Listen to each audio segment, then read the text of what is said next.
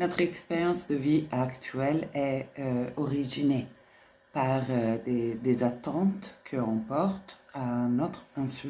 On peut parler d'attente, on peut parler de croyance. Je trouve que le mot attente rend vraiment bien l'idée parce qu'il y a comme ce qu'on s'attend à expérimenter, ce qu'on s'attend à se réconfirmer.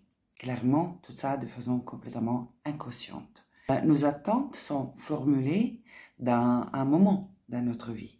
C'est en réalité l'interprétation qu'on a formulée par rapport à certains événements clés de notre vécu.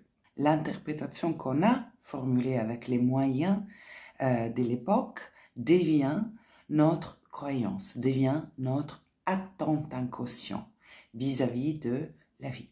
Je vous fais un exemple. Dans ma famille, il y avait une tendance, on va dire, à ne pas nommer certaines réalités. Donc, par exemple, j'ai su avoir un frère à l'âge de 12 ans. Dans ma vie d'adulte, j'ai vécu plusieurs fois l'émergence soudaine de certaines vérités pas visibles, on va dire, au départ. Mon attente inconsciente était je ne peux pas faire confiance à mes perceptions. J'avais des signes de ces vérités cachées bien avant le moment où ça devenait une évidence.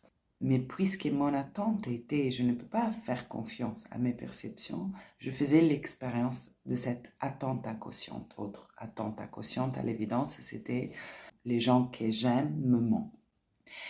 Quand on devient conscient, en fait, de l'interprétation qu'on a formulée, donc de la conclusion qu'on a tirée d'un certain vécu et qui ont fait le lien entre notre actualité et la répétition de notre actualité et les attentes inconscientes, qui sont les interprétations, les conclusions qu'on a tirées à certains moments de notre vie de notre vécu, alors là, ça se réouvre un espace de liberté.